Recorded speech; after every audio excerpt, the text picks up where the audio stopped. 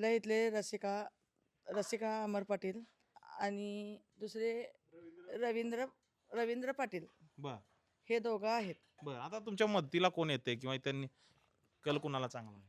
आत्तापर्यंत आमच्या मदतीला अमरदादा धावून आल्यात.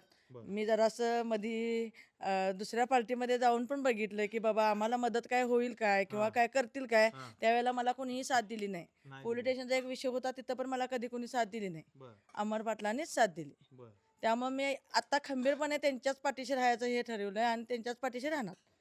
इथून माझा पुढे निर्णय कायमचा घेतलाय. कायमचाच घेतलाय. बर इथल्या विकास कामांसाठी अडीअडचणीसाठी कोण येते? आपल्या इथल्या विकास कामासाठी एक कॉल प्रॉब्लेम सॉल्व हे अमर पाटीलच करतात. बर कधीही रात्री रात्री जरी फोन केला तर त्यांनीच आम्हाला साथ देतात. बर आणि दुसरी गोष्ट म्हणजे कुठलेही रस्ते करायचे असेल काय असेल तर बाबा रुपा इथं तुझे मतदान किती आहेत कोण विचारत नाही किंवा तू कुठल्या पक्षाचे आहेत हे विचारत नाहीत. तू फक्त काम सांग. ह्या गोष्टीवर लगेच मी ते ठाम राहतात की पक्ष कुठला बघत बसत नाहीत की तू कुठल्या पक्षात आहेस किंवा काय.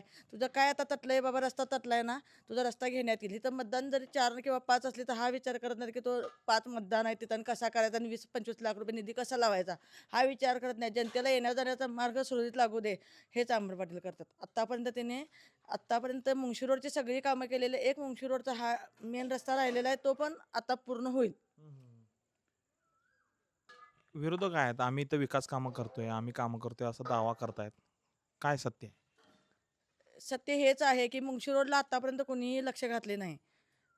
वारंवार आम्ही कलेक्टर ऑफिस केलं. अमर पाटील आमच्याबरोबर कलेक्टर ऑफिसला पण आलेले आणि पैशाची पण ह्या रस्त्यासाठी मुंगशी रोडच्या विरोधाच्या ह्याच्यात मागणी होत होती.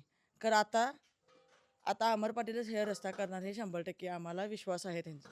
अशाच नवनवीन अपडेट्ससाठी डिजिटल कोल्हापूर चॅनेलला सबस्क्राईब करायला विसरू नका.